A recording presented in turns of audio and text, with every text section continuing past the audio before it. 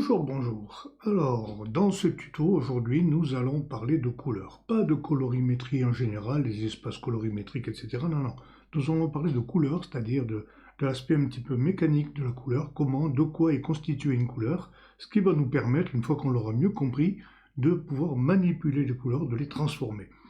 Et je vais juste commencer par un petit rappel très général de à quoi ça peut servir d'avoir besoin, enfin, dans quel cas on peut avoir besoin de transformer une couleur, de changer une couleur en une autre, dans quel contexte ça va nous être utile. Voilà, alors petit rappel rapide.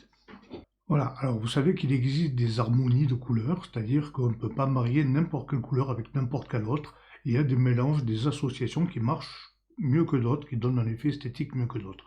Alors, je l'ai dit, je ne vais pas entrer dans les détails, voici juste un petit rappel.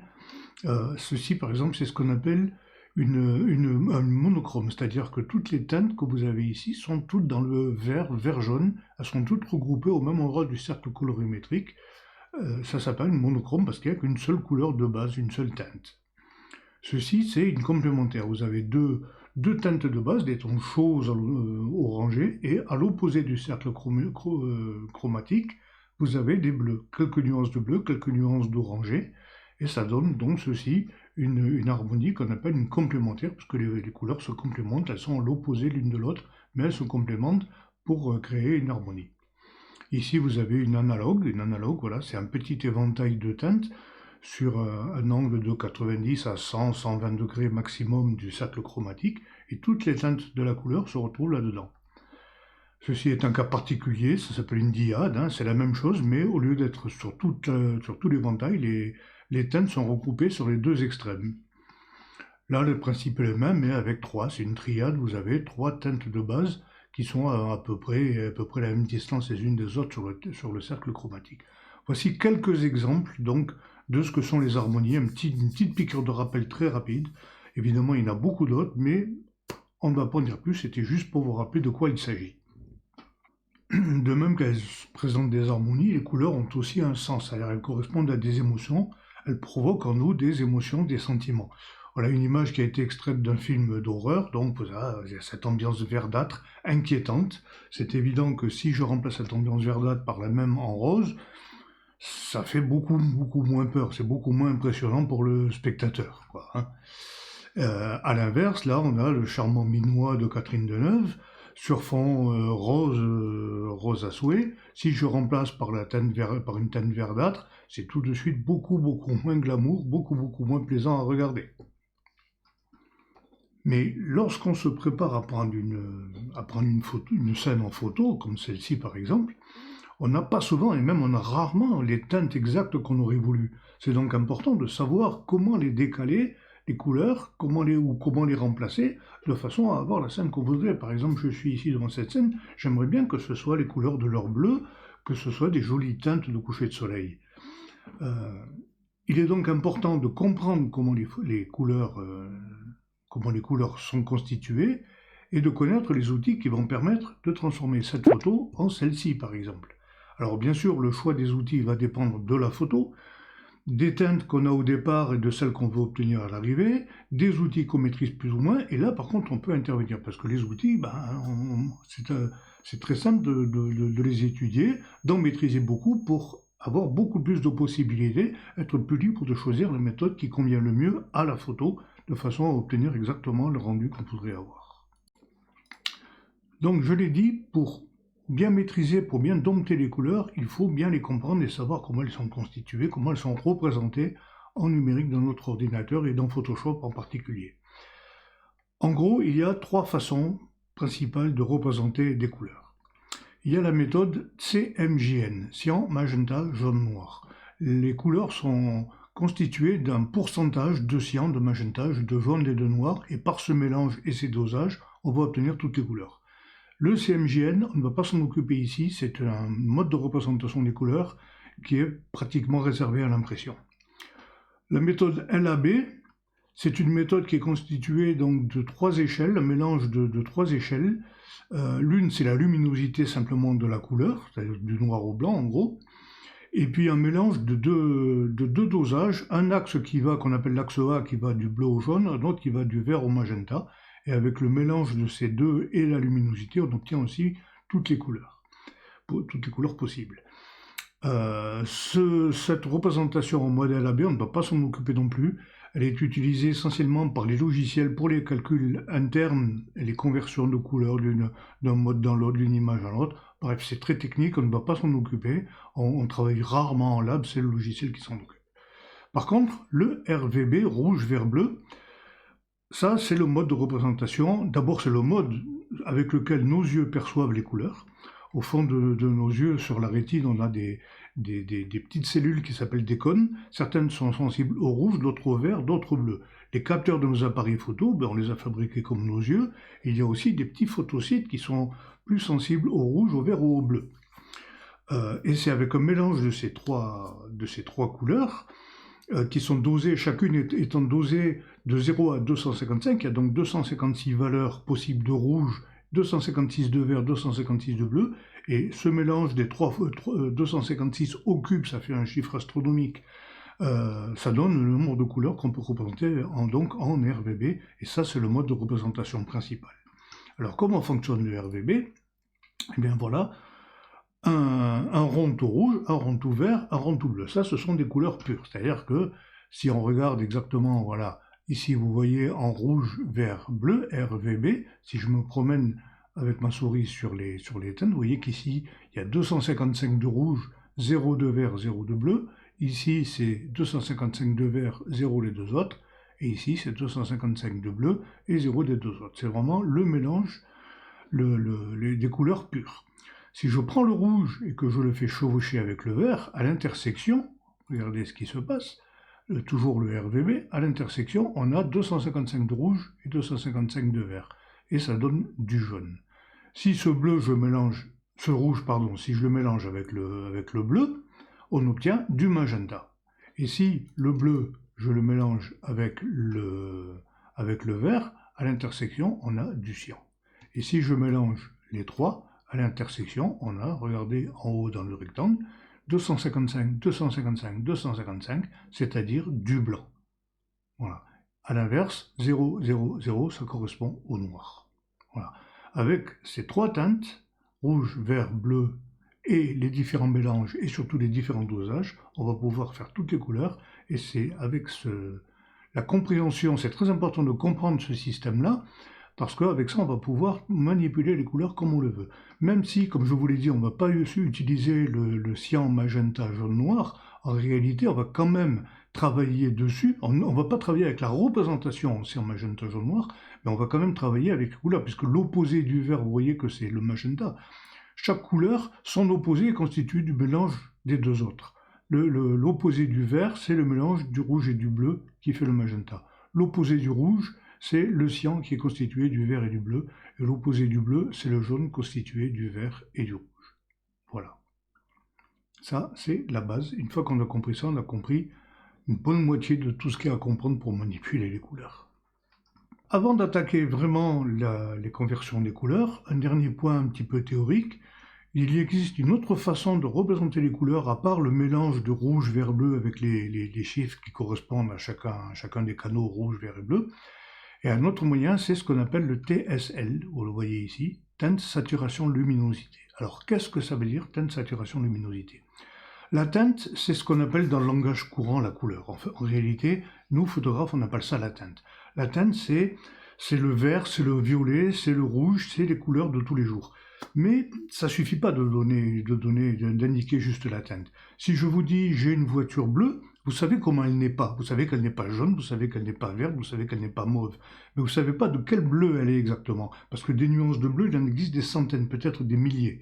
Donc vous ne savez pas exactement, ça suffit pas de dire elle est bleue. Ça c'est la teinte. Et sur cette roue chromatique qui est ici, c'est une roue donc RVB, rouge, vert, bleu. Vous voyez que vous avez le rouge ici, et là en triangle équilatéral, on a le rouge, le vert, le bleu, qui sont les trois couleurs primaires qu'on a vues tout à l'heure. Hein. Et en continu, vous avez donc la teinte qui varie. Et la teinte, elle part d'ici. Ici, c'est le 0. Ils l'ont mis à droite, c'est comme ça, et ça tombe dans ce sens-là. Et vous voyez ici, dans le petit carré, le T de teinte, vous voyez que la couleur varie.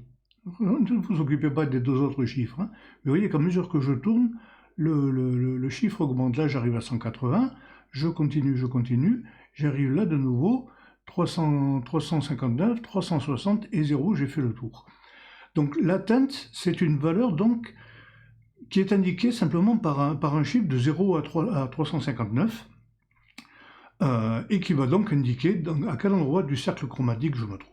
Ça, c'est la teinte. Ensuite, il y a la saturation et la luminosité.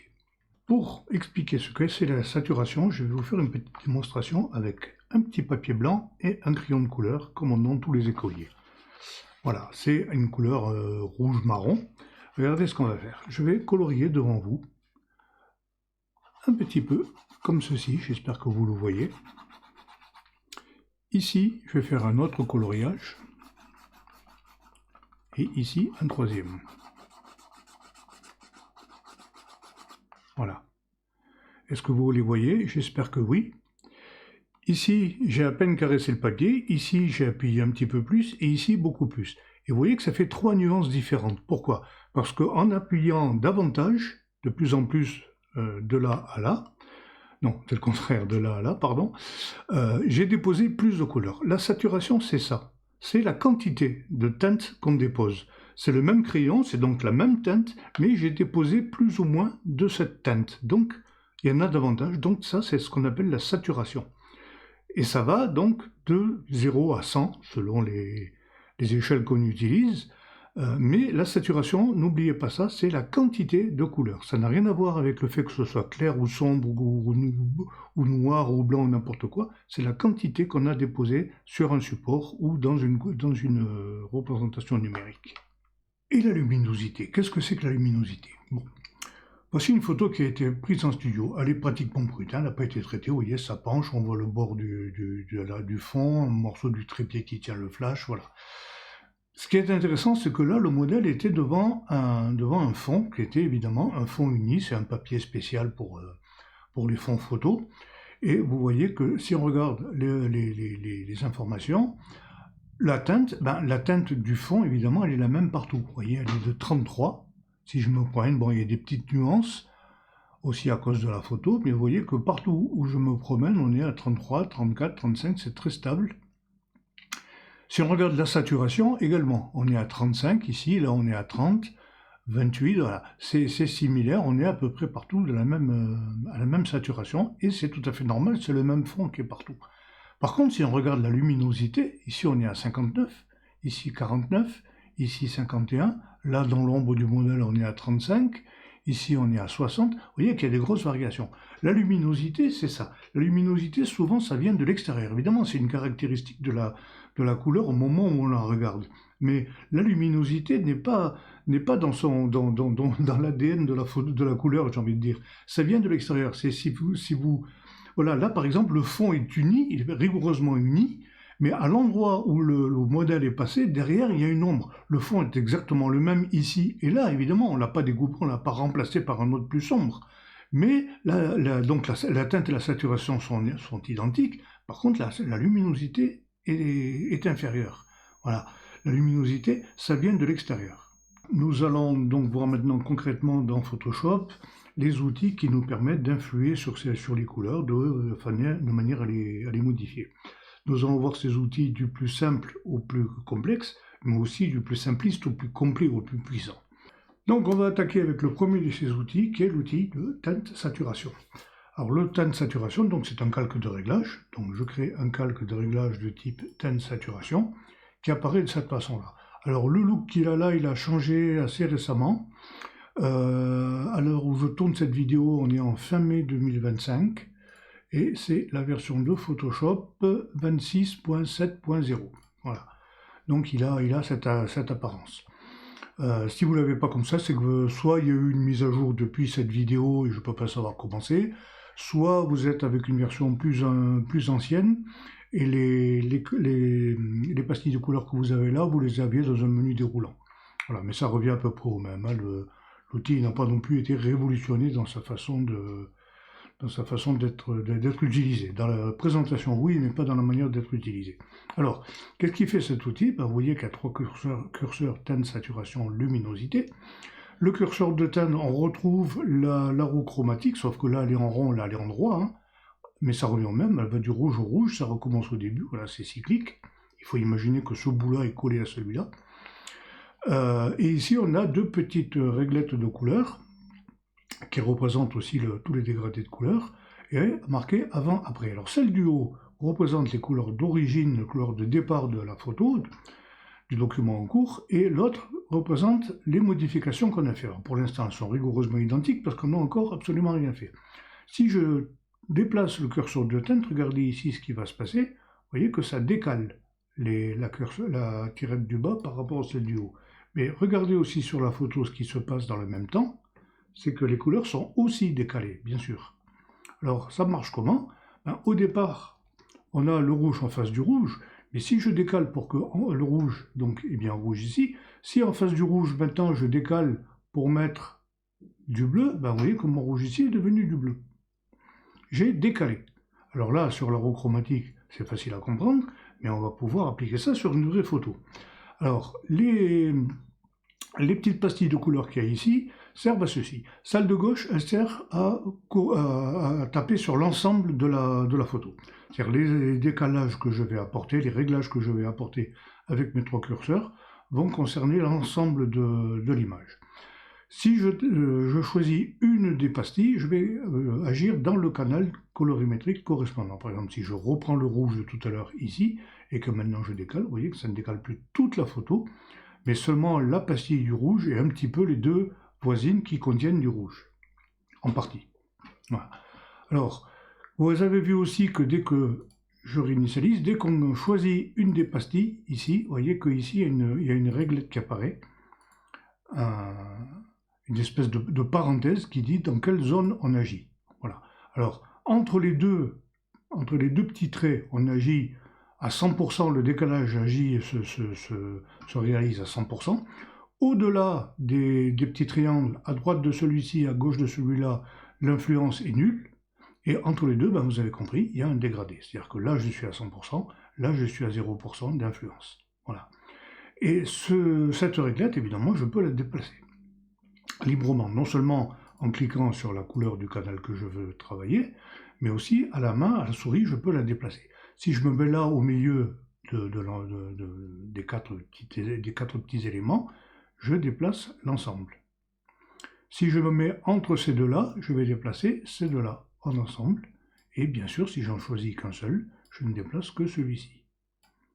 Voilà. Alors, à quoi ça va pouvoir servir?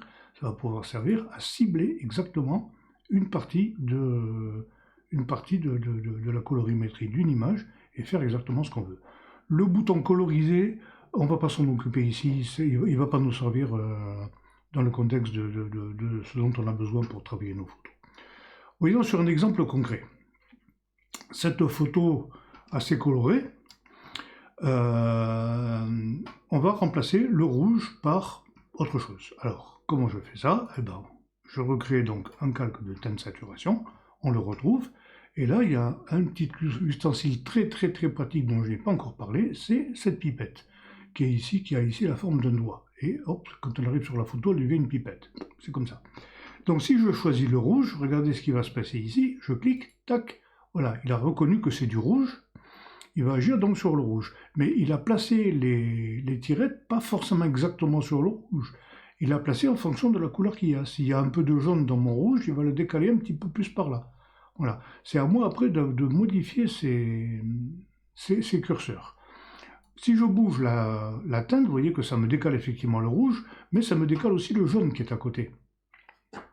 Voilà, je vais réinitialiser. Vous voyez que là j'ai du jaune, là j'ai du rouge, mais en fait ça a mordu sur le rouge, sur le jaune. Et moi je veux pas, je veux modifier que mon rouge. Eh bien je viens le modifier ici. Je vais rapprocher un petit peu ce côté-là pour pas que ça morde sur le jaune. Voilà, mon jaune est redevenu jaune, parce que je l'ai enlevé de l'influence de l'outil. Et maintenant, si je décale mes couleurs, vous voyez que le rouge ici est affecté, mais pas le jaune. Voilà, je peux en faire du violet par exemple. Voilà, là c'est pratique, vous voyez qu'avec cet outil-là, on peut cibler exactement la couleur qu'on veut. Et bien sûr, on peut en faire plusieurs dans la photo. Si maintenant je change d'avis et que je veux quand même décaler mon jaune, mais dans une autre direction, je reprends ma pipette, je viens cliquer sur le jaune, et je viens décaler, et le jaune, tiens, je vais le faire rouge cette fois. Voilà. Alors, la pipette, elle s'utilise de la manière suivante. Soit je clique simplement et je sélectionne un canal ici, soit je clique et je maintiens le clic tout en déplaçant la souris de gauche à droite, ça modifie, vous le voyez en haut à droite, ça modifie la saturation. Soit je fais la même chose mais en me tenant en même temps la touche CTRL ou commande sur Mac, et cette fois ça décale la teinte. Pour la luminosité, il n'y a pas le choix, il faut venir ici sur le curseur de luminosité. Voilà comment on peut décaler simplement les couleurs sur une image de ce genre-là.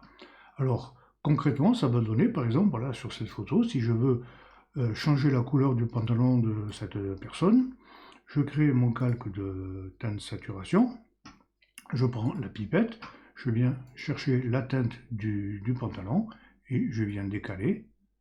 Voilà, je peux le faire bleu, et si c'est nécessaire, alors on est un petit peu trahi parce qu'il y a des reflets, des ombres, bon, c'est pas bien grave, mais voilà, on peut donc cibler exactement la couleur, la teinte qu'on veut sur la photo.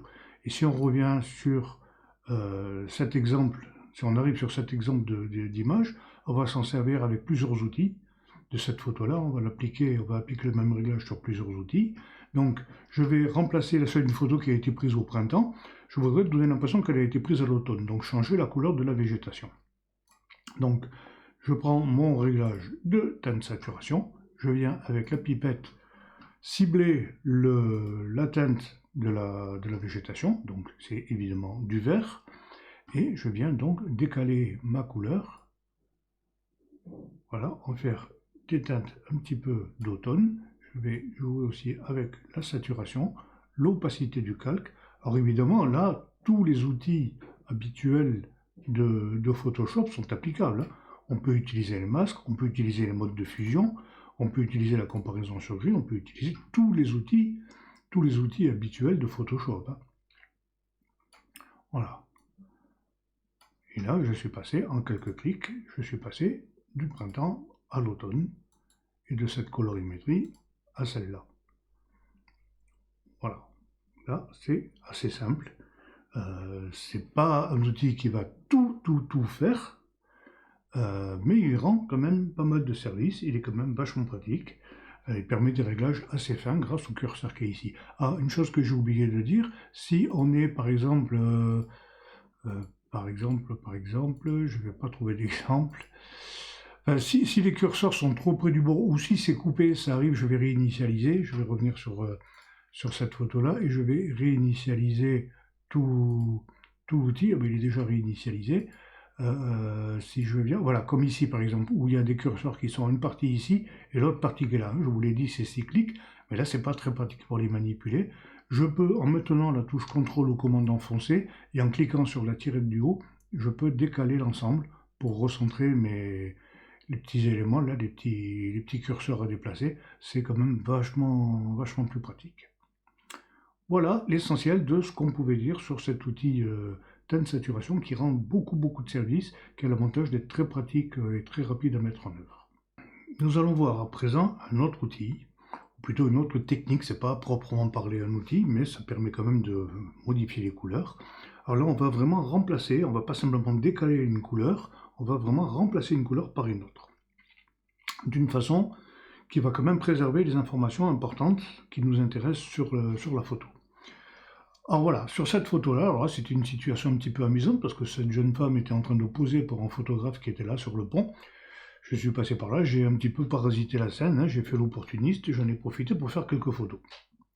Bon, peu importe, on va s'amuser à changer la couleur de la jupe de cette jeune femme. Alors, cette méthode qui s'appelle la méthode de la couleur unie, vous allez comprendre pourquoi, parce qu'on va utiliser un calque de remplissage de type couleur unie, elle a un inconvénient et une limite. Alors l'inconvénient, c'est que on ne peut pas, comme on l'a fait précédemment avec l'outil teinte saturation, on ne peut pas cibler un canal de couleur ou une zone. Il faut forcément passer par une sélection. Bon, c'est pas grave, c'est un petit inconvénient, mais c'est pas grave. La limite qu'elle a, je vais vous en reparler un petit peu plus tard. D'abord, on va voir la technique de base. Alors, donc il faut faire une sélection de la jupe de mademoiselle. Je prends l'outil sélection d'objets et je viens entourer au lasso sa jupe et normalement je pense que le Photoshop va correctement faire la sélection. Oui, ça m'a l'air Ça m'a l'air correct. Alors, j'ai fait une sélection, donc maintenant, si je crée un calque de réglage, cette sélection va automatiquement devenir un masque et c'est exactement ce qu'on veut. Donc, j'ai dit que j'utilisais un calque de couleur unie, donc couleur unie, et on va lui remplacer, ben tiens, ce vert va très bien, on va lui peindre sa jupe en vert. Voilà. Qu'est-ce que vous en pensez? C'est dégueulasse, hein? Je suis d'accord. Pourquoi? Parce que qu'est-ce qu'on a fait là en fait? On a appliqué toutes les caractéristiques de cette couleur, on les a appliquées en bloc. C'est-à-dire, je réactive le calque de couleur unie pour vous montrer la couleur qu'on a choisie et revenir sur les explications que je vous ai données tout à l'heure. Teinte, saturation, luminosité. Là, la teinte qu'on a appliquée, la couleur qu'on a appliquée, elle a donc une teinte de 126 sur l'arochromatique, 126 degrés. Saturation à 55%, luminosité à 21%. Mais tout ça, on l'a appliqué en bloc, uniformément sur toute la zone. C'est pour ça que ça fait cet aplat, absolument dégueulasse. En fait, j'annule ça. En fait, si on regarde la photo telle qu'elle était à l'origine, je désactive le calque de remplissage, on voit qu'il y a des plis sur la jupe. Comment on les voit? Ben simplement parce que là il y a de la lumière, là il y a de l'ombre, là un petit peu, là il y a un dégradé d'ombre à la lumière, etc. Si on regarde de près, il y a des détails aussi de la colorimétrie. Elle est pas unie, sa jupe elle est bleue, d'accord, mais là il y a du bleu clair, du bleu sombre. Bref, il y a des différences de luminosité. Et je vous ai expliqué tout à l'heure avec la photo de studio que sur une couleur, il y avait donc la teinte, la saturation et la luminosité qui étaient souvent données par l'extérieur. C'est-à-dire que là, sa jupe, elle a le même bleu partout, à part que bon, il y a des dessins, hein, mais il y a des endroits qui sont à l'ombre, des endroits qui sont à la lumière. Une ombre n'est pas grise, une ombre, c'est la même couleur, mais avec moins de luminosité. Comment on peut faire pour récupérer la luminosité de la jupe d'origine, tout en lui imposant la teinte et la saturation de la couleur que moi j'ai apportée? Eh bien, on va jouer avec les modes de fusion. Alors, qu'est-ce qu'on a comme mode de fusion? On en a 27 ici. Ce qui nous intéresse là, c'est les 4 derniers, qu'on appelle le groupe des modes TSL, parce qu'il y a teinte, saturation, luminosité. Donc la teinte, vous connaissez le principe des modes de fusion, hein. On choisit l'opération qui va être appliquée. Dans ce cas des 4 derniers, c'est assez simple. Dans le cas de la teinte, on va garder du calque actif. Là, le calque qui s'appelle fond 1, c'est le nom par défaut. On va garder la teinte. Et les deux autres caractéristiques, saturation, luminosité, vont être ceux du calque d'origine, celui qui est en dessous. Donc, dans ce cas-là, oui, le calque de la photo d'origine. Donc, là, je garde la teinte, et seulement la teinte. Là, je garde la saturation, et seulement la saturation. Là, je garde la couleur. La couleur, je l'ai dit, je crois, sinon je le répète, la couleur, c'est teinte plus saturation, qu'on appelle couleur, nous les photographes. Et la luminosité ne conserve que la luminosité et applique les autres paramètres de l'image du calque d'en dessous. Or, là, on a justement le calque couleur, c'est parfait. Il va nous permettre d'appliquer la teinte verte et la saturation de ce vert qu'on a apporté, tout en gardant la luminosité du calque d'en dessous, de la photo d'origine, avec tous les plis, toutes les variations qu'il y a sur le vêtement d'origine. Alors on y va, mode couleur, et voilà. Et là, on a gardé même les nuances de les bleus clairs, les bleus clairs, les bleus foncés se sont transformés en vert clair et vert foncé. Et on a exactement tout ce qu'on voulait. Et si on veut finalement pas en vert, on veut en jaune, et ben voilà, on la met en jaune. Et si je veux en rose, et ben je lui mets en rose. Là, c'est un petit peu lumineux. Voilà. Ça devient très simple grâce à ce mode de fusion. Mais ce mode de fusion, je vous l'ai dit, il a des limites. Il a l'inconvénient de devoir nous faire passer par une sélection, mais il a des limites. Et les limites, c'est quoi? C'est que, je vous ai dit, on garde la luminosité du calque qui est en dessous. Donc, qu'est-ce qui va se passer quand je suis dans les extrêmes de ces limites? Par exemple, ici, j'ai une zone qui est très claire. Je vais faire une petite sélection vite fait au lasso. Hein. Ça va pas être très joli, mais ça fait rien. Voilà. J'ai fait une sélection, admettons que là, je vais y appliquer du rouge. Je prends un calque de couleur unie, je vais chercher donc du rouge, comme ça, rouge pétard, et je vais le mettre en mode couleur comme on vient de le voir avec la jupe. Mode couleur, et là on voit que le rouge il est vachement délavé. Pourquoi? Commencez à vous poser la question. À l'inverse, si on est très sombre, on va utiliser là sur sa sur son pied, sa chaussure et la chaussette qui est particulièrement sombre. Voilà, je fais une sélection rapide du pied. Je crée un autre calque de couleur unie. Je vais prendre du bleu clair pour changer. Je le mets en mode couleur. Et on voit que sur la chaussette en particulier, ça n'a eu pratiquement aucune influence. Voilà. Alors pourquoi? Eh bien, je vais laisser la question de côté pour l'instant et je vais vous montrer. Si je crée un nouveau document, je prends un document comme ceci, je vais en faire la moitié noire, la moitié blanche. Voilà, hop, cette moitié-là, je vais la peindre en noir. Voilà. Et par-dessus, je vais appliquer un calque de couleur unie, de couleur quelconque. Voilà, cette couleur-là. Que va-t-il se passer d'après vous si ce calque, je le passe en mode couleur? Je vous laisserai mettre la vidéo en pause si c'est nécessaire et réfléchir un petit peu, essayer de deviner ce qui va se passer si je le mets en mode couleur. Je vous laisse un petit moment. 1, 2, 3. Mode couleur. Ça ne change rien. Je retrouve mon noir et blanc. Ah, pourquoi? On va réfléchir. Là, j'ai dit qu'en mode couleur, je gardais la teinte à 0%, c'est du rouge, c'est 0, et la saturation à 67% de cette couleur. Mais la luminosité, c'est pas celle-là. La luminosité, c'est la luminosité du calque d'origine, de ce qu'il y a en dessous. Or, en dessous, je ressors ma petite palette d'informations. Si on regarde la luminosité ici, là, on est à 100% et là, on est à 0%. C'est-à-dire que là, la luminosité à 100% va complètement submerger la teinte, la couleur que moi j'ai apportée, elle va complètement la cramer, et là, à l'opposé, à 0%, elle va complètement l'étouffer, complètement la boucher. Donc, dans les deux cas, noir et blanc extrême, ça ne va rien changer. On va garder la couleur d'origine. Enfin, la couleur d'origine, le noir et le blanc d'origine. C'est pour ça que là, sur la chaussette qui est pratiquement noire et le mur qui est presque blanc, ben, ça ne change pas grand-chose. Hein. Ils sont à combien d'origine? On va regarder avec les informations. La chaussette, elle est à 0%, 1%. Et là, le mur, il est à... attendez, on va zoomer un petit peu dessus.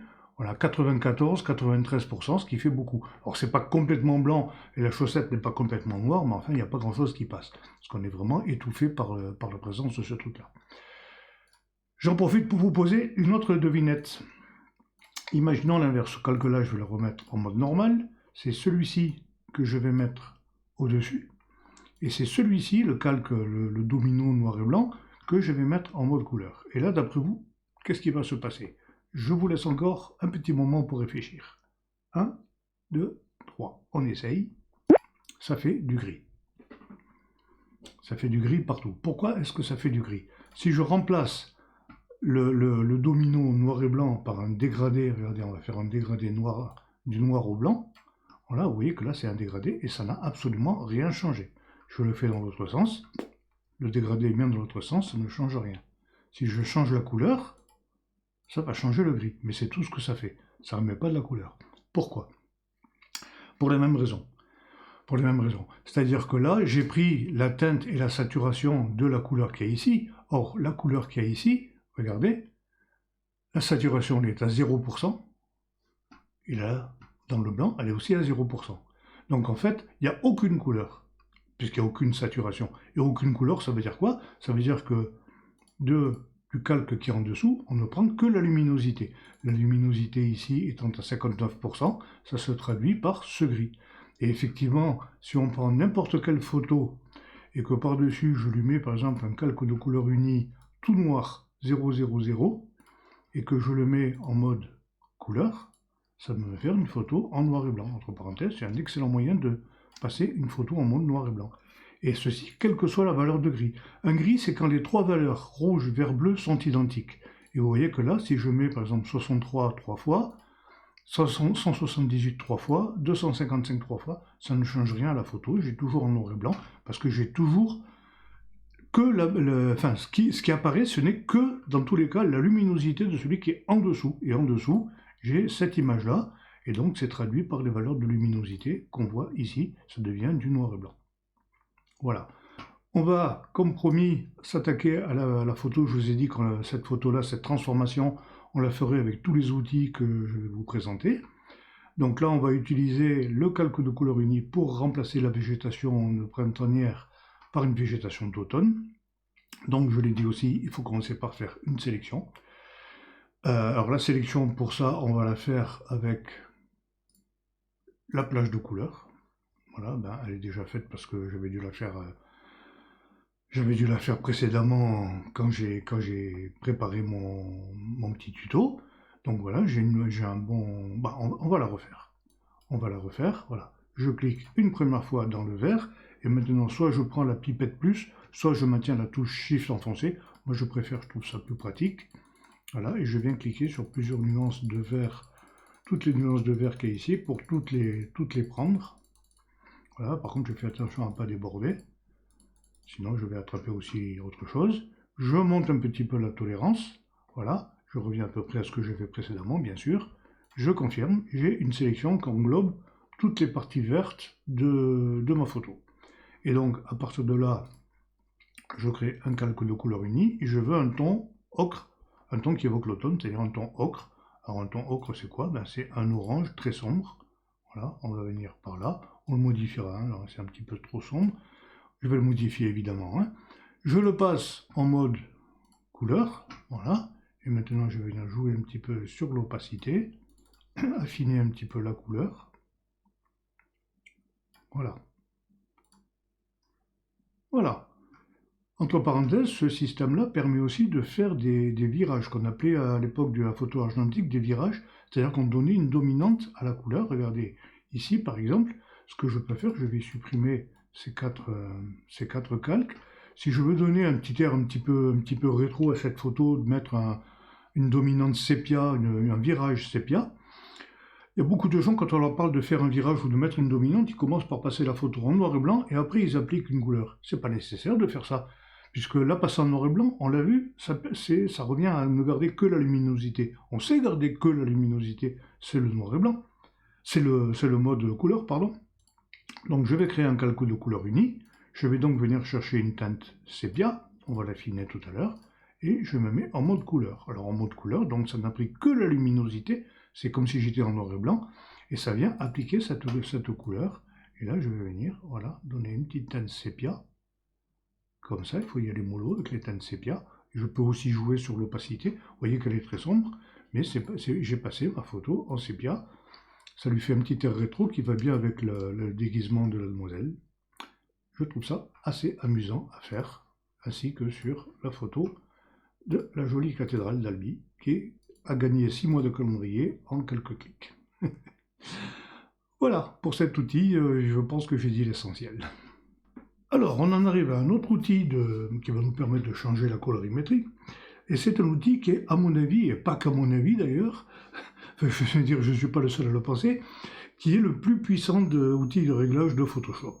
C'est l'outil courbe. Alors cet outil courbe, il a des allures de diagramme, de physicien ou je ne sais quoi, des fois il fait un petit peu peur, et pourtant je vous assure que non seulement il est très puissant, mais il n'est pas si compliqué que ça à utiliser. Il faut un petit peu le pratiquer, bien sûr, mais surtout, avant de commencer, il faut réfléchir un petit peu. Avec un peu de bon sens, on arrive à faire des miracles avec la courbe. C'est un outil qui est tellement puissant, sachez que il n'y a aucun autre réglage de Photoshop qui ne puisse pas être remplacé par la courbe seule. Il y a des gens qui ne travaillent qu'avec la courbe. Moi, c'est assez peu fréquent dans mes traitements perso que j'utilise un autre réglage que la courbe. Je fais pratiquement tout avec, parce que vraiment, c'est un truc assez magique. Alors, on va créer une courbe sur cette photo, hein. J'ai zoomé sur l'écran. Je vais vous présenter un petit peu l'outil avant de vous montrer comment s'en servir. Vous présenter les fonctionnalités de base de cet outil. Donc, je crée une courbe, voilà, le calque apparaît, et là, on va voir en détail dans le panneau des propriétés comment l'utiliser. Ici. Alors, la courbe elle se présente comme ça. En arrière-plan, là, en filigrane, on peut dire, on a l'histogramme de la photo, on a l'histogramme des calques qu'il y a en dessous. Alors ça ne va pas changer. Même quand je vais bouger les éléments de la courbe, la courbe elle-même, l'histogramme plutôt, ne va pas changer parce qu'il représente un instantané de tout ce qu'il y a eu avant. Donc c'est logique, hein, on veut créer une courbe pour modifier tout ce qu'il y a eu avant, il faut que l'histogramme soit le reflet de tout ce qui s'est passé sans que la courbe influence elle-même le réglage. Hein. Si j'en crée une autre, si je modifie celle-là et que j'en crée une autre par-dessus, le nouvel histogramme va représenter ce qu'il y a eu en dessous, y compris la courbe numéro 1.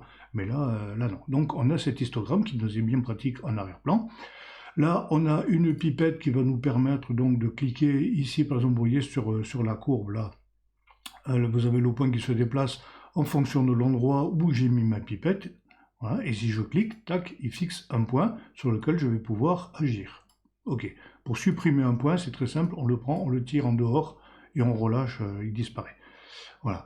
Là, on a 3 pipettes un peu spéciales pour désigner le point clair, le point blanc, le point noir, le point moyen. Alors le point blanc, le point noir, ça peut servir.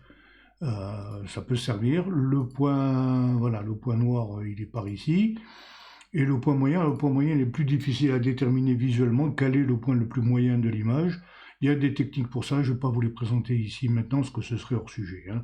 Donc on ne va pas s'en occuper, ni des autres options qui sont ici. Ici, je vous parle de la pipette, parce que ça, c'est vachement pratique. Même si ici on ne va pas s'en servir, mais voilà. Et surtout, ce qui est pratique, c'est qu'on peut travailler, avec la courbe, on peut travailler sur les 3 canaux, rouge, vert, bleu. Ok. L'essentiel de la courbe, c'est la courbe, évidemment. Donc, on a ici, à gauche, comme pour l'histogramme, on a les pixels sombres, et à droite, on a les pixels clairs.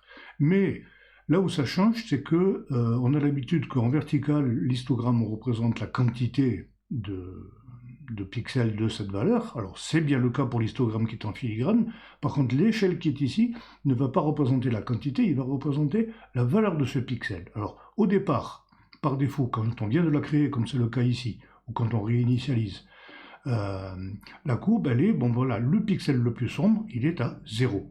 C'est logique. Le pixel le plus clair, il est à 255, c'est logique. Et entre les deux, on a une courbe qui est toute droite. Mais ce pixel-là, je peux par exemple le monter et dire, voilà, le pixel le plus sombre, il a une valeur de 51. Voilà. Il n'y aura aucun pixel sur la photo qui aura une valeur inférieure à 51. Entre parenthèses, c'est vachement pratique quand on a des zones bouchées sur une photo. On monte, alors on ne monte pas à 51 évidemment, mais on va monter à 2 ou 3. Voilà. Et pareil pour le point le plus clair, le point qui est à 255, on va le mettre par exemple voilà, à 251 par exemple. Ça veut dire que le point le plus clair de l'image sera à 251, il n'y aura plus rien qui sera cramé, et le point le plus sombre, il sera à 3, il n'y aura plus rien qui est bouché. Ça, c'est déjà une chose. On peut avoir plusieurs points sur une photo, et pour passer de l'un à l'autre, on peut au clavier prendre les touches plus et moins. Voilà.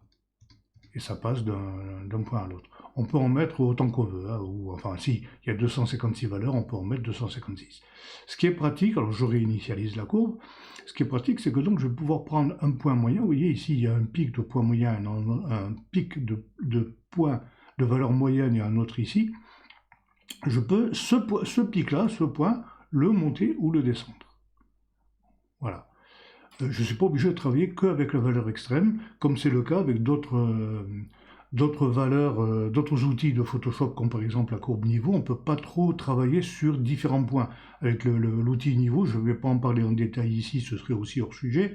Mais en gros, il y a les 2 points extrêmes et le point moyen. Mais on a un point moyen. Là, on peut avoir, je peux dire que voilà, ce pic-là, je vais l'éclaircir et ce pic-là, je vais l'assombrir. Ou l'inverse.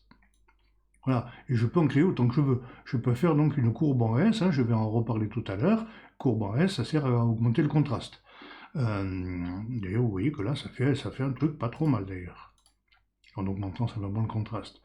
Donc, on peut créer autant de points qu'on veut. En général, ça peut arriver, vous allez le voir dans les exemples qui vont suivre, on peut sur les canaux se permettre pour une zone donnée d'augmenter globalement en prenant le point noir ou le point clair, on peut augmenter ou baisser globalement tout un canal de couleur. En général, pour la luminosité, d'ailleurs le canal dit RVB, en fait ça correspond à la luminosité, hein, ils l'ont appelé RVB, mais ça aurait pu être niveau de gris ou ça aurait pu être luminosité, ça aurait été plus clair.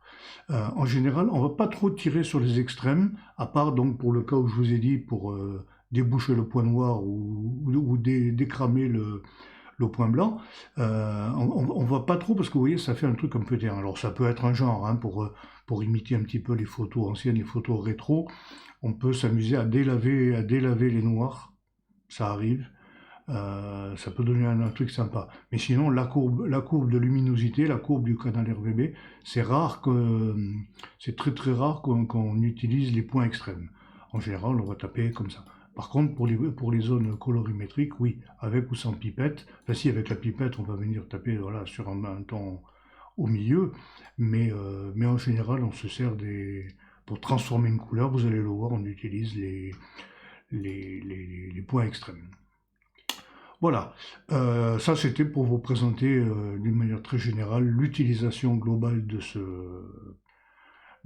cet outil. Maintenant, on va voir comment s'en servir concrètement dans le cas qui nous intéresse, dans le cas qui est le sujet de ce tuto, qui est donc l'utilisation pour changer la colorimétrie d'une photo. Alors, nous allons voir maintenant concrètement comment utiliser ce fameux outil si puissant, si réputé. Nous allons repartir de la même photo de la demoiselle au pont et nous allons de nouveau changer la couleur de sa jupe. Où qu'elle soit en ce moment, elle ne se doute pas qu'on est en train de changer la couleur de ses vêtements. Voilà, je refais la sélection parce que l'outil courbe partage avec la méthode de la couleur unie l'inconvénient de devoir travailler à partir d'une sélection. Par contre, il n'a pas les limitations qu'il a qu'à l'autre méthode avec les zones très claires et très sombres. On va en reparler. Donc là, je crée une courbe, la sélection devenant un masque, et on va changer la couleur. On va dire que la couleur, la jupe, on la veut violette. Alors, le violet, il est constitué de quoi? Comment il est le violet? Eh bien, on va aller voir la roue chromatique. Le violet, il est ici.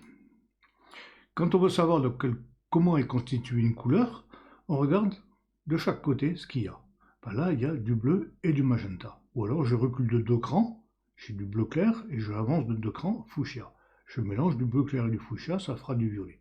Voilà. Alors évidemment, attention, ça c'est la théorie. La roue chromatique va vous donner des informations avec des couleurs pures. Dans la réalité, et en plus, là, voilà, la saturation sur ce truc-là est à 100%, la luminosité, je crois que je l'avais mise à 50, je ne sais plus. C'est facile à savoir, il suffit de regarder là-haut. Non, elle est à 100% aussi. Luminosité et saturation sont à 100%. Dans la réalité, évidemment, sur une vraie photo, on n'a jamais des couleurs pures. Donc il faut un petit peu, toujours avec le bon sens, un petit peu jouer avec la réalité et adapter les formules qu'on trouve. Violet égale bleu plus magenta, il faut les adapter à la vraie vie. Hein. La roue chromatique, que ce soit avec cette forme ou celle-là, c'est la même, au lieu d'être avec des séparations, les couleurs sont en continu. Moi, je vous conseille de l'avoir tout le temps près de vous. Vous voyez, moi, je l'ai là tout le temps sur mon bureau. Pourtant, je la connais par cœur depuis. Mais des fois, je ne sais plus exactement la distance qu'il y a, s'il faut les chercher plus loin, plus près. Je ne sais plus. Quand je passais une demi-journée ou une journée à travailler sur des couleurs, au bout d'un moment, j'ai la tête comme une citrouille. Je sais plus les trucs. Voilà, je l'ai toujours à portée de main. Je l'ai là, je l'ai à côté.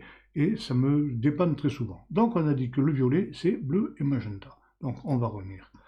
Sur la jupe de mademoiselle, j'ai une courbe, pourquoi j'en ai deux là?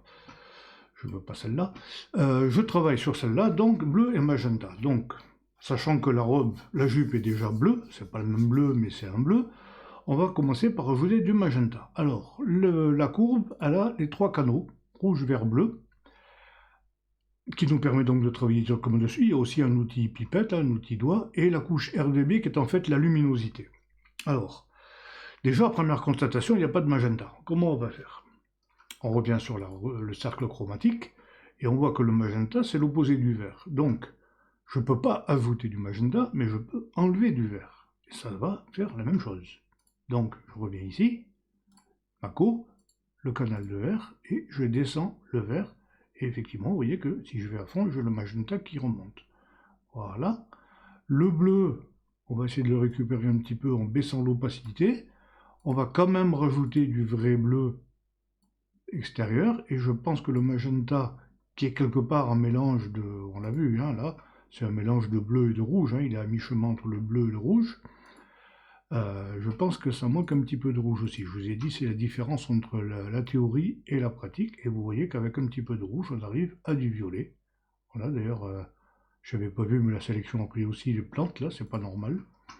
Je ne voulais pas qu'il y ait le bouquet d'herbes sèches, donc je vais essayer de le supprimer de la sélection.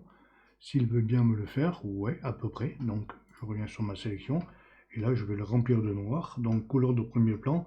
Pour remplir la couleur de premier plan, vous le savez, on maintient la touche Alt ou Option sur Mac et on fait retour arrière. Voilà. Et pour la couleur de second plan, c'est CTRL ou commande. Voilà, je désélectionne.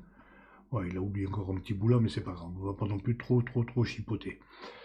Donc voilà comment j'ai eu mon violet. Je peux aussi jouer avec l'opacité du calque. Ah ben, il est déjà à 82%. Tiens, j'avais déjà baissé, oui, c'est vrai, ça m'en revient.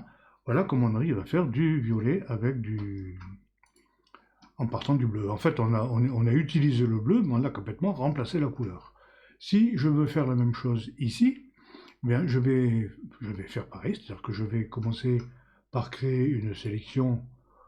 Je pourrais utiliser la pipette, hein, mais j'aime bien utiliser la sélection par plage de couleurs. Voilà, je vais utiliser la même sélection que tout à l'heure. Je crée une courbe, et ici je vais venir chercher des tons ocre. Alors les tons ocre, c'est quoi? En fait, c'est de l'orange très peu lumineux. Et l'orange, c'est du rouge et du jaune. Alors, on revient là-dessus, et on vient chercher le rouge. Voilà, on n'est déjà pas trop loin. On va rajouter du jaune. Le jaune, il n'y en a pas, mais c'est l'inverse du bleu.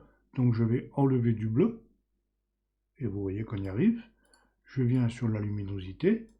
Je vais un petit peu la baisser, un petit peu la remonter dans les tons clairs, la baisser dans les tons sombres. Ça s'appelle une courbe en S. On assombrit les tons sombres et on éclaircit les tons clairs. Donc ça a pour effet d'augmenter le contraste. Et je vais baisser l'opacité générale de ce calque. Et voilà, encore une fois la magie, on est passé du printemps à l'automne. Vous voyez que ça a été très facile avec cet outil. Parce qu'il y a vraiment des possibilités quasi infinies. Là, le coup de la courbe en S, ça vous ne pouvez pas le faire avec un autre outil. Je vous ai dit que cet outil n'avait pas les limitations qu'avait l'outil, la méthode de la couleur unie. Effectivement, si je viens ici sur un carré tout blanc, comment je peux faire pour faire en sorte que ce carré soit rouge, par exemple? Eh bien, c'est très simple, on se dit. Où est la cercle chromatique? Le rouge est constitué de rouge, donc j'ai plus qu'à mettre le rouge à fond. Je crée une courbe, je prends le canal de rouge, je prends la courbe et je la monte à fond, et ça ne change rien. Pourquoi? Allez, on rejoue aux devinettes. Je vous laisse encore mettre la vidéo sur pause et réfléchir un petit moment en cas de besoin. 1, 2, 3. Je vais annuler ce que j'ai fait et on va réfléchir. C'est quoi cette couleur de départ là, que j'ai ici? Regardez les informations ici, rouge, vert, bleu, j'ai 255, 255, 255. Si je voulais du rouge, le rouge, bah, c'est écrit ici, hein, 255, 00. Donc, ici, ça ne me sert à rien de mettre le rouge à fond, puisque je suis déjà à 255. Je peux le monter tant que je veux, ça ne me fera jamais du 255, 00. Par contre, je peux baisser les deux autres. Et là, ça va devenir intéressant. Donc, je me remets sur la courbe, et je ne m'occupe pas du rouge, mais je vais mettre le vert à 0 et le bleu à 0. Et là, j'ai du rouge. Vous voyez la formule en haut, 255, 0, 0. Là, ça marche. Donc du coup, on peut changer toutes les couleurs qu'on veut à partir de ce constat. Par contre, avec le noir, ça deviendrait l'inverse. Si je fais en sorte que ce calque de départ, je vais le remplacer, je vais faire édition, remplir, je le remplis de noir à 100%, voilà. Et si maintenant, je veux qu'il soit, allez, vert, alors là, c'est différent, parce qu'au départ, j'ai 0, 0, 0.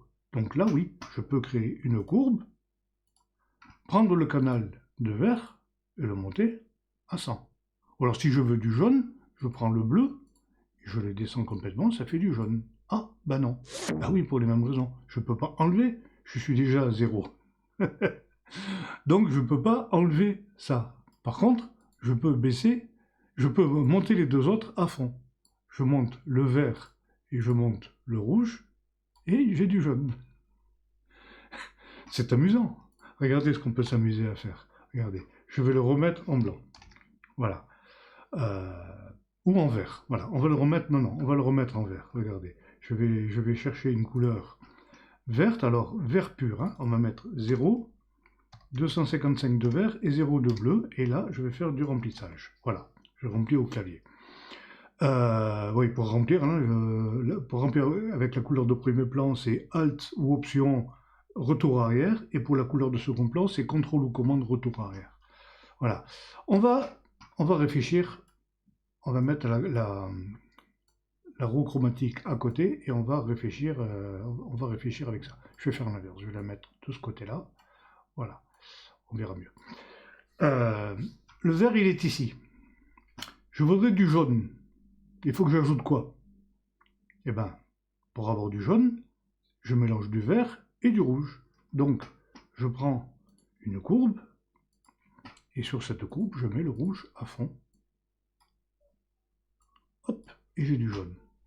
Mais maintenant que j'ai du jaune, si je veux du rouge, il faut que j'ajoute du magenta. On peut avancer comme ça, pas à pas, et aller loin. Alors, je crée une deuxième courbe. J'ai dit qu'il fallait ajouter du magenta, ça revient à enlever du vert. Hop, et maintenant j'ai du rouge.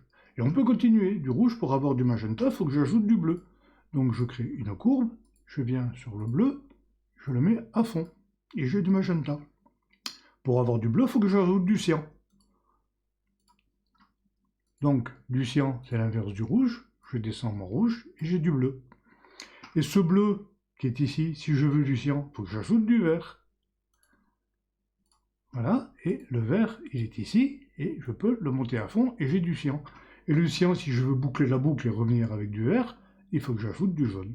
Donc je fais une dernière courbe, et je vais chercher le jaune qui est l'inverse du bleu, hop, et j'ai fait le tour, et on est passé du vert au vert en passant par toutes les autres composantes, les trois couleurs primaires et les trois couleurs secondaires.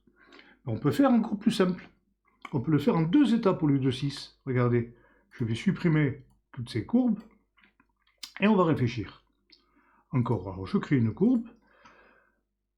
Si je veux faire en 2 étapes, il faut que je passe du vert au magenta et du magenta au vert. Et bien le vert pour passer au magenta, c'est quoi? Ben, c'est l'inverse. Alors c'est très simple. Je viens ici.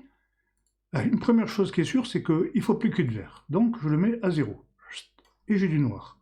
Et maintenant, si je monte les deux autres, le rouge et le bleu, ben j'ai du magenta. Et si je veux revenir au vert, ben je fais la même chose à l'envers. Je refais une courbe, le magenta, je le mets à 0, c'est-à-dire qu'en fait je monte le vert à fond, j'ai du blanc, et les deux autres, le rouge et le bleu, ben je les mets à 0, et je reviens au vert que j'avais au départ. C'est formidable. Si on revient sur la photo de la demoiselle, ça je vais les remettre là, et celui-là aussi, donc la demoiselle qui est ici. On avait tout à l'heure le problème avec la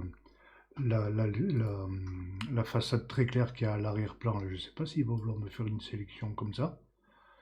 Oui, il m'a trouvé quelque chose. Donc je crée une courbe. On avait voulu la mettre en rouge, je crois, je ne me souviens plus. Alors, on est sur du blanc.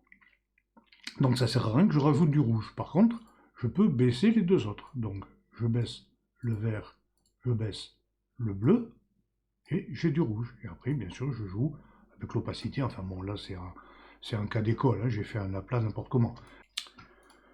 Là, on va faire la même chose avec la chaussure et la chaussette toute noire. Enfin, la même chose, mais il ne faudra pas perdre de vue que c'est la même chose à l'envers. C'est-à-dire que là, on part du noir du 0, 0, 0. Donc, je récupère la sélection du pied, comme ceci. Je crée encore une fois une courbe. Voilà, je vais changer d'outil pour pas que ça clignote.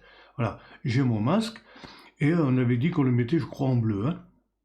Hein. Donc, je suis sur du noir 0, 0, 0. Le bleu est dans la liste là des trois canaux de couleurs, donc je peux me permettre de simplement le monter, et j'ai une chaussure bleue. Si je veux prendre une couleur secondaire qui n'est pas là dans cette liste là, par exemple du jaune, c'est pas évident de transformer du noir en jaune qui est une couleur très claire. Alors ben, j'annule. Alors encore une fois, ça sert à rien que je baisse le bleu puisque je suis déjà à 0. Il faut que je monte les deux autres, le rouge et le vert. Alors je monte le vert par exemple jusqu'ici, là ça marche. Je monte le rouge à peu près à la même hauteur. Voilà, j'ai du jaune. Alors évidemment, là c'est... Il n'y a pas de nuance, il n'y a rien, il faut baisser l'opacité, il faut jouer entre le un peu plus vert, un peu moins rouge, etc. pour avoir la couleur. Et encore une fois, hein, comme je l'ai déjà dit, tout ça, ce sont des trucs théoriques. On a les couleurs pures de la roue chromatique, après on se retrouve dans la vraie vie et sur des vraies photos. Et c'est plus pareil, il faut nuancer le raisonnement, il faut l'adapter à la vraie vie de la vraie photo et se débrouiller pour obtenir ce qu'on fait, enfin se débrouiller. Je veux dire, il faut adapter le raisonnement pour arriver à la couleur et la colorimétrie qu'on veut obtenir, en sachant qu'on ne travaille pas sur des couleurs pures, mais sur des vraies images avec des nuances, avec des... Voilà, on n'est jamais sur du 100% facile. Voilà. Bien, nous allons parler à présent du dernier outil dont je voulais vous parler dans ce tuto. C'est l'outil de correction sélective. Alors, l'outil de correction sélective, c'est également un outil qui est très puissant, mais par contre, il faut se prendre un petit peu la tête pour réfléchir avec. Depuis le début, je vous dis que le traitement de la colorimétrie, c'est surtout du bon sens, de la logique, il faut réfléchir un petit peu. Là, il va falloir réfléchir un petit peu plus, parce que ce diable d'outil de correction sélective fait tout à l'envers. Tout, comme les Anglais, il roule à gauche, il fait tout à l'envers. Voilà, je vais vous le montrer. Il ressemble à ceci. Alors, il n'y a pas de pipette, mais ça encore, c'est pas grave. Hein. On crée un calque de teinte saturation, on prend sa pipette, on vient cliquer quelque part, on voit la couleur, on sait sur quel canal on est pour pouvoir travailler, cette fois avec l'outil de correction sélective. Mais, donc, tout ça pour vous dire qu'il travaille effectivement avec des canaux.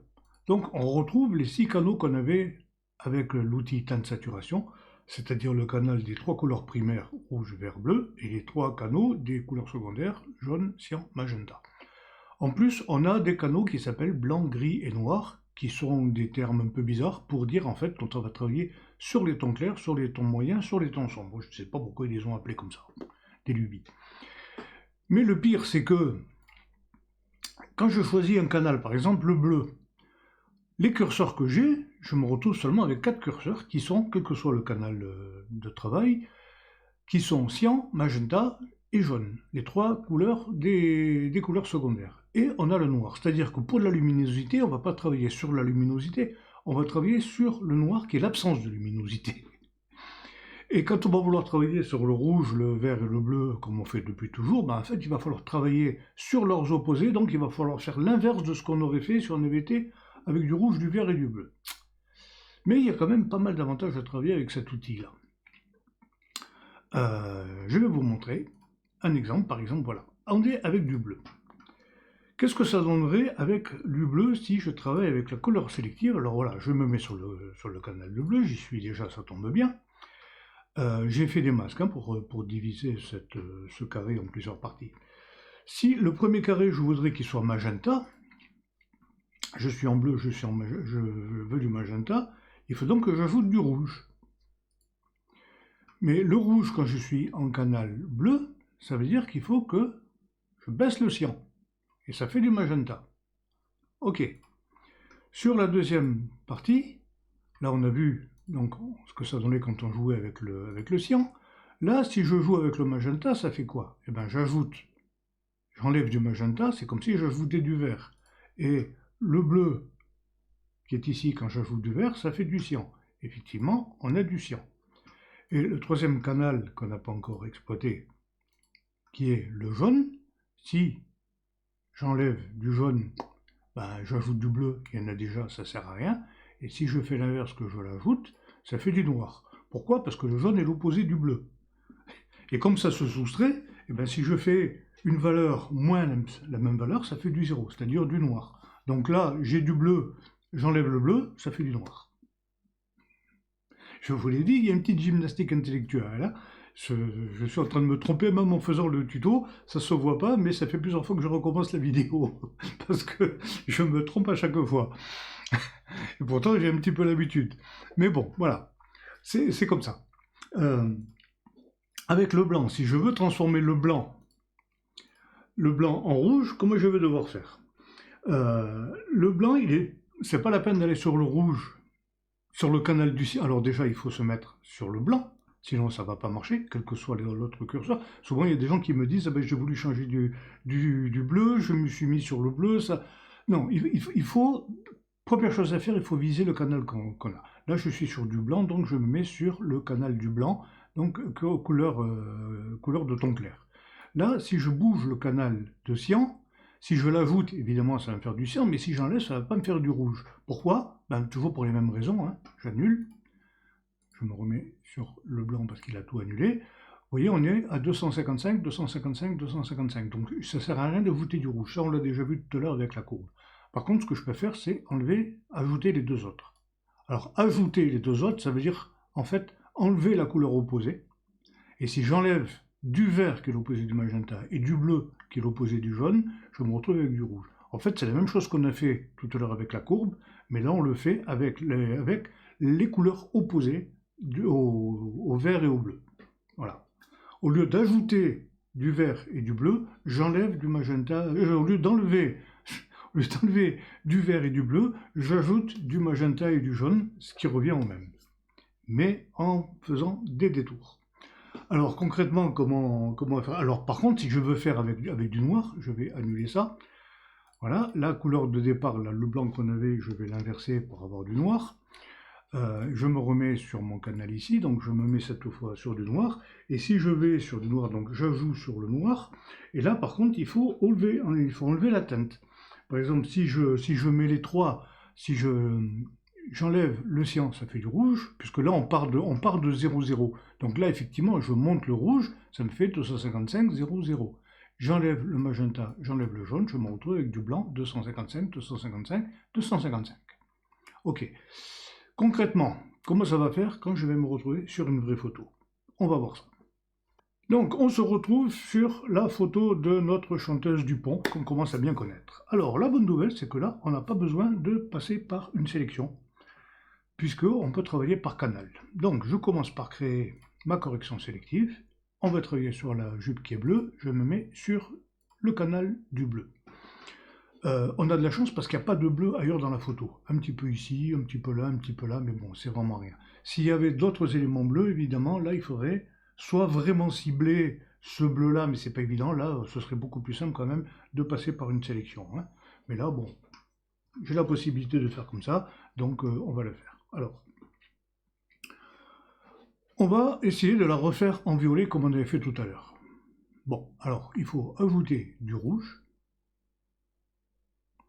Il faut ajouter un petit peu de magenta, on l'a vu. Et idéalement, il faudrait ajouter un petit peu de bleu, donc j'enlève du jaune. Voilà, je pousse un petit peu plus. Je vais jouer aussi avec les noirs. Alors là, par contre, on ne peut pas faire de courbe pour augmenter le contraste, hein. La courbe reste quand même des possibilités que n'a pas l'outil de correction sélective aussi puissant qu'il soit. Voilà.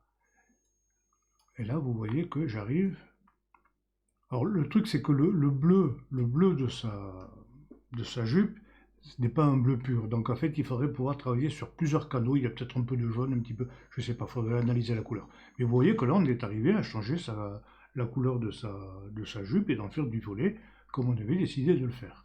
Sur le paysage de la cathédrale d'Albi, on va se retrouver à peu près avec la même situation, c'est-à-dire que on a du vert, donc on prend le canal de vert, ça c'est assez facile, et on va essayer de rajouter donc essentiellement du rouge et du jaune. Après on va jouer sur la luminosité.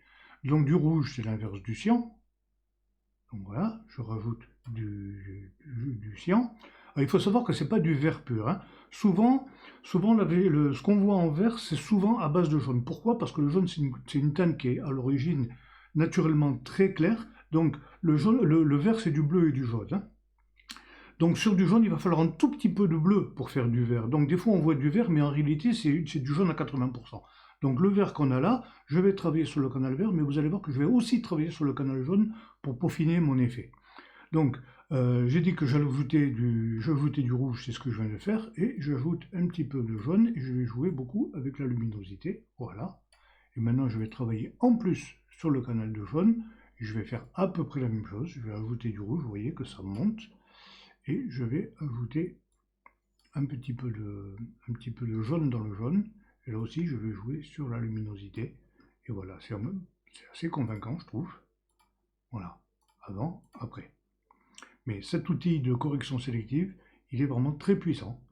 Si on avait une pipette sur cet outil, ce serait vraiment formidable parce qu'on pourrait voir, on pourrait En fait, ce serait bien s'il pouvait travailler de lui-même sur plusieurs canaux, comme l'a fait un peu l'outil de teinte saturation. Vous avez vu qu'avec l'outil qui a en bas, le petit curseur, le petit tirette qui est en bas, on peut choisir exactement la zone qu'on veut, éventuellement rien qu'avec la pipette. Là, ce serait absolument génial si un jour on pouvait avoir un outil où on pouvait choisir aussi la tirette comme ça, exactement la zone dans laquelle on travaille, même s'il faut réfléchir à l'envers, c'est pas grave.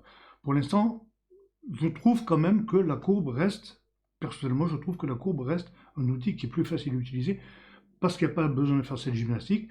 Elle est tout de même un petit peu plus souple que l'outil de correction sélective parce qu'elle permet d'agir sur plusieurs points de la courbe, alors que là, on choisit le canal d'accord, on choisit le curseur sur lequel on va travailler, mais on n'a pas de nuance entre les tons sombres et les tons clairs, ou à moins de faire en beaucoup d'étapes différentes. Je prends le jaune, je vais jouer sur le son, je vais prendre le vert, je vais jouer sur le son d'une autre façon, enfin, mais ça devient assez compliqué, et c'est surtout à la création, mais même après, si on a besoin de revenir faire, entre guillemets, de la maintenance sur le traitement, une semaine après, on se dit, oh, bah tiens, finalement, le traitement, je vais modifier un petit peu les couleurs et je vais ajuster, j'ai pas exactement la teinte que j'aurais voulu avoir, et qu'on revient dessus, là, pour s'y retrouver, si on a fait 36 réglages sur la correction sélective, c'est très compliqué.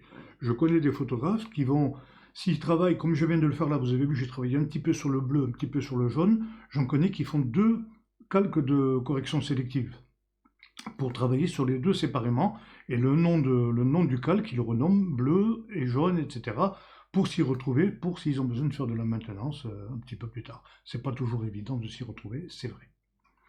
Avant de conclure, ben, je voudrais quand même vous montrer quelques exemples concrets sur un vrai traitement d'une vraie photo, autre que la petite chanteuse du pont et la cathédrale d'Albi. Donc on va appliquer ça pour produire des harmonies colorimétriques assez sympas. Voilà, la première photo que je voulais vous présenter, c'est celle-ci. C'est une photo que j'ai faite dans un centre commercial.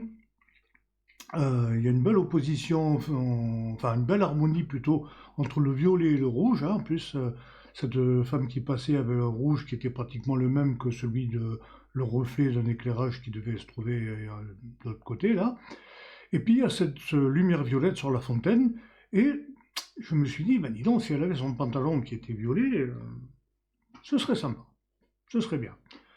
Alors on va essayer de lui rendre son pantalon violet. Ok, allez, c'est parti. On va donc faire une sélection du... Alors oui, d'accord, d'abord avant de commencer, quel outil, quelle technique on va utiliser? On ne va pas utiliser la teinte saturation parce que c'est un petit peu trop simpliste. On ne va pas utiliser la couleur unie. Pourquoi? Parce que le pantalon étant assez sombre, on sait que ça va avoir un petit peu de mal à agir.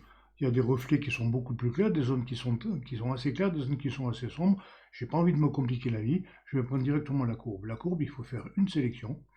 Donc je fais une sélection du pantalon, comme ceci. Est-ce qu'il va me la faire? Oui, il a pris la chaussure avec, je ne voulais pas. Voilà, comme ça c'est mieux. Ok, donc je vais utiliser donc la courbe, hein, je l'ai dit. La courbe, en voici une. Courbe, et je vais renommer le calque pantalon violet. Le violet, c'est quoi? C'est du rouge et du bleu. Donc, je viens sur le rouge, je le monte. Le bleu, je le monte aussi. Voilà, et je viens sur le canal RVB, le canal de colorimétrie, de luminosité, pardon, pour ajuster pour que ça ressemble davantage à la fontaine qu'on a à côté. Voilà. Voilà. Vous avez vu que c'est pas bien compliqué, ni bien long. Avant, après. Un peu de bon sens. On rajoute du rouge et du bleu, et même que là, du rouge, je pense que j'en ai mis un petit peu trop.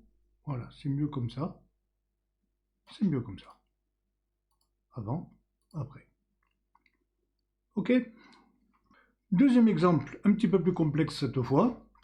Prise dans cette église, on a clairement deux couleurs qui prédominent, hein. On a le orange et le vert de l'éclairage qui est là au fond. Moi, j'aimerais bien avoir de l'orange et du bleu parce que ce sont deux couleurs opposées sur la roue chromatique. J'aimerais bien remplacer ce vert par du bleu. Alors, on va faire ça comment? On va faire pour changer avec une correction sélective. Parce que là, il y a des dégradés, tout ça, ça va pas être évident, ça va pas être évident de faire une sélection. Comme là, on peut travailler par canal, je trouve que c'est beaucoup plus simple. Alors, évidemment, le vert, et c'est un vert très clair, et il doit y avoir certainement du jaune dedans. Donc, je vais commencer par le vert. Euh, je vais commencer par le vert.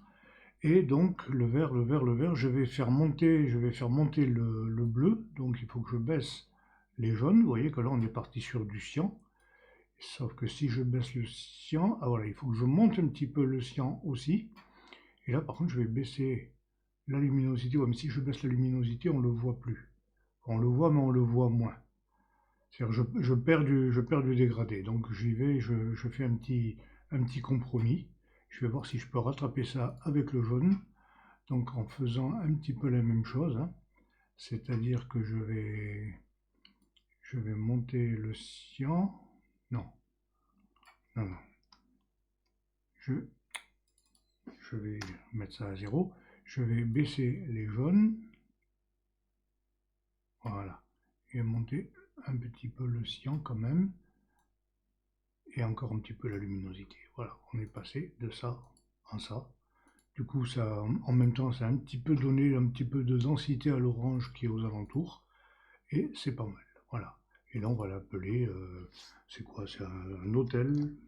Non, peut-être pas que l'hôtel, enfin bon, je sais pas comment ça s'appelle. Hôtel bleu. Voilà.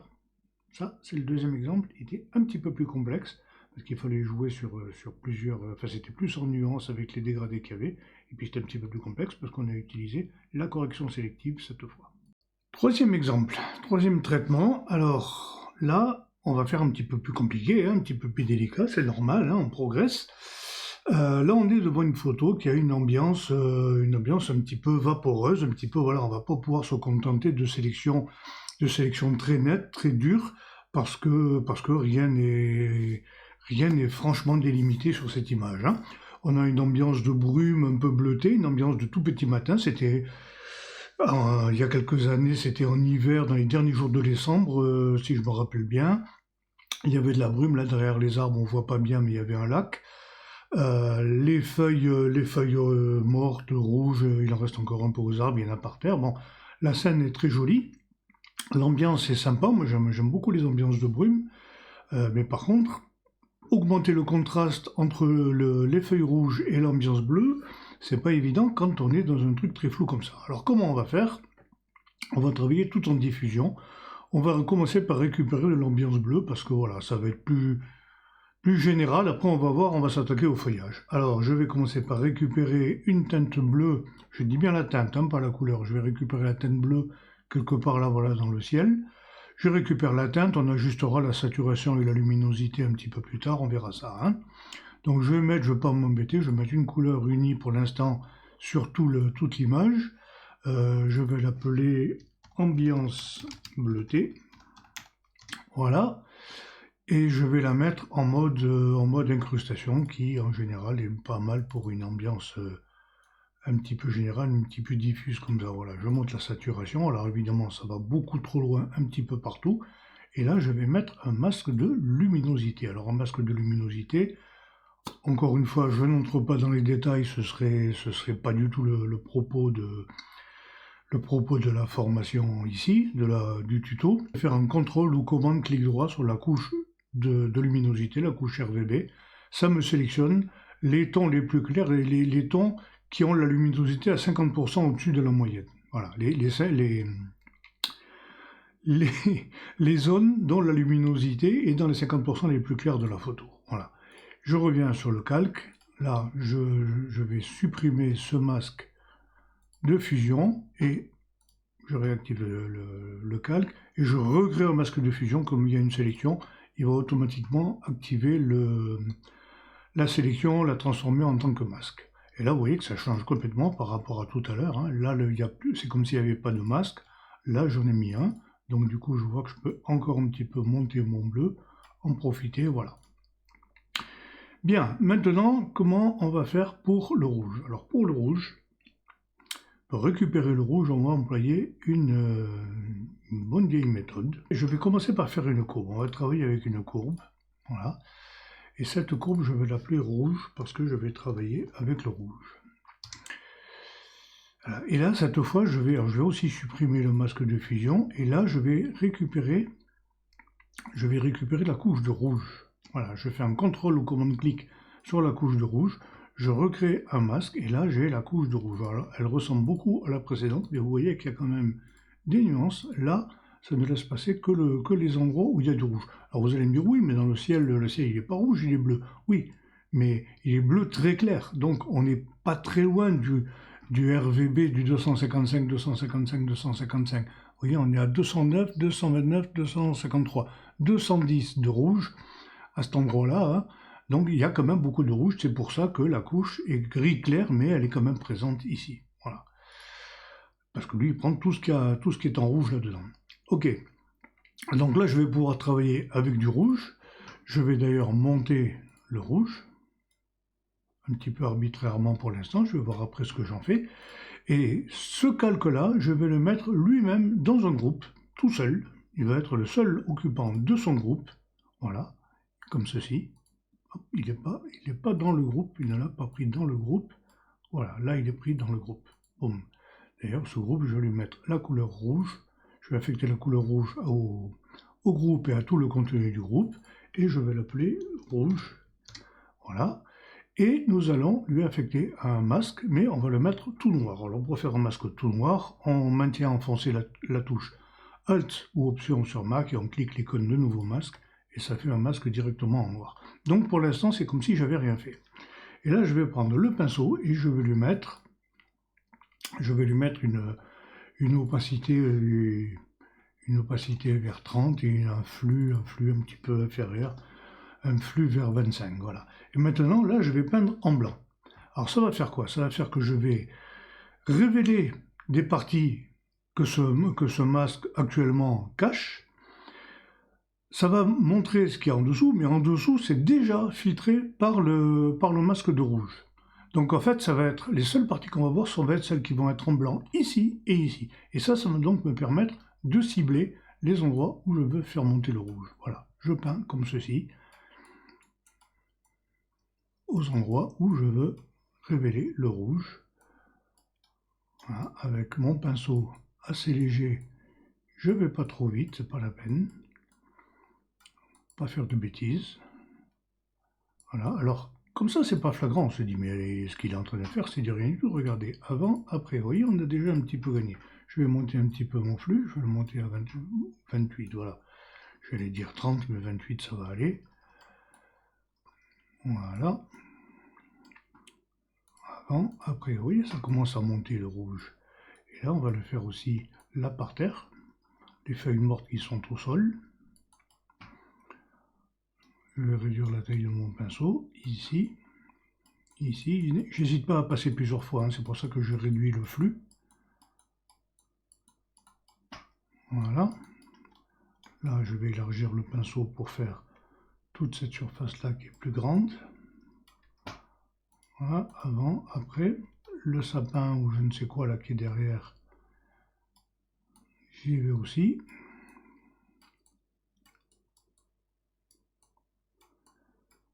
Voilà. Qu'est-ce que ça donne avant, après?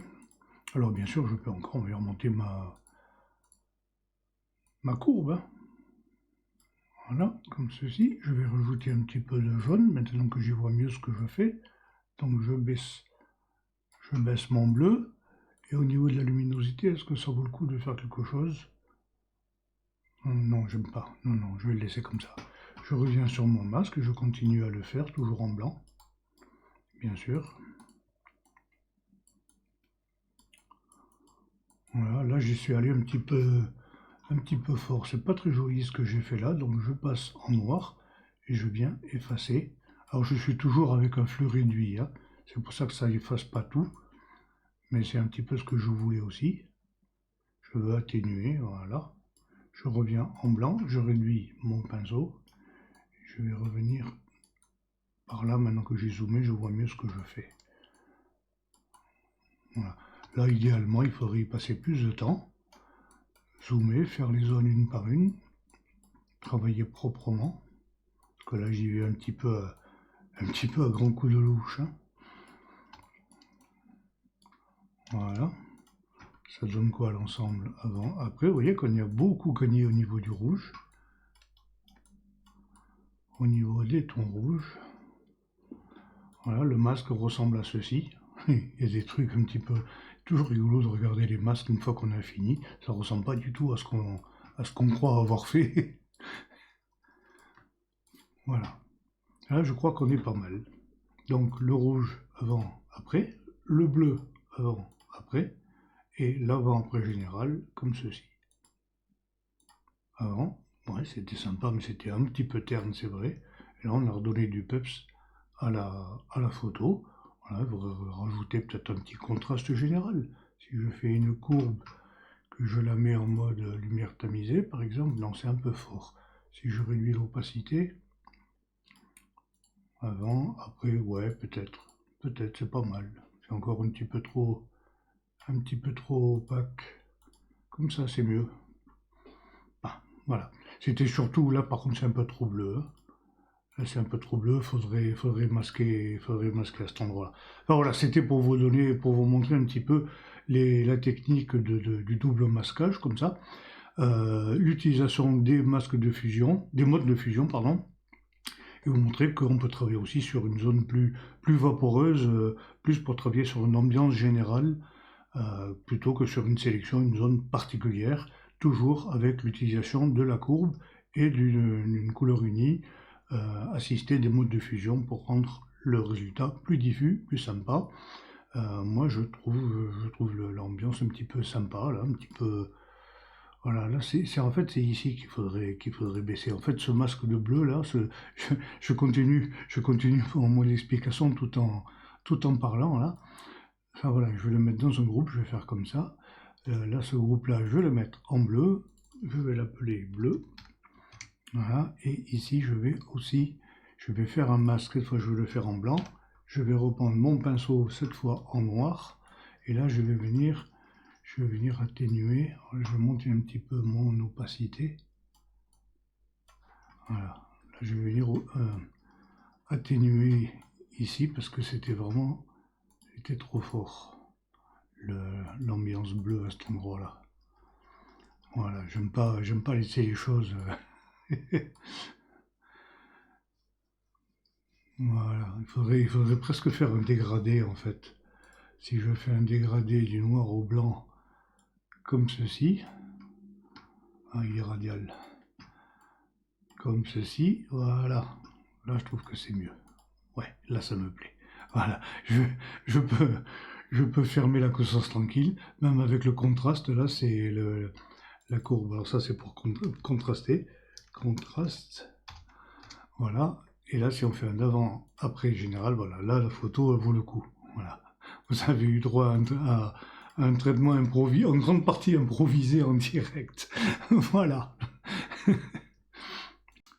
Voilà, on arrive au terme de ce petit tuto que je voulais faire. Je l'avais en projet depuis un bon moment sur la colorimétrie, sur la manière de changer les couleurs, parce qu'on parle beaucoup, donc je répète un petit peu ce que j'ai dit au début, on parle beaucoup d'utiliser la roue chromatique indispensable, mais on parle beaucoup aussi des harmonies de couleurs, du sens des couleurs, etc. etc.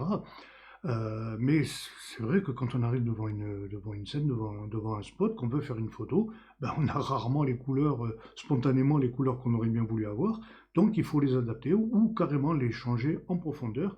Mais comment faire? Ça, personne ne vous le dit, ou pas très fort, ou pas de façon très claire. Donc j'avais ce projet depuis pas mal de temps de faire ce tuto. J'ai retroussé les manches, j'ai fini par le faire, ça m'a pris pas mal de temps, mais je suis content parce que j'y suis arrivé. J'espère qu'il vous aura appris quelque chose et qu'il vous sera profitable et que ça vous permettra d'améliorer vos photos. Je vous souhaite à toutes et à tous une bonne continuation dans le monde de la photo. Merci, au revoir.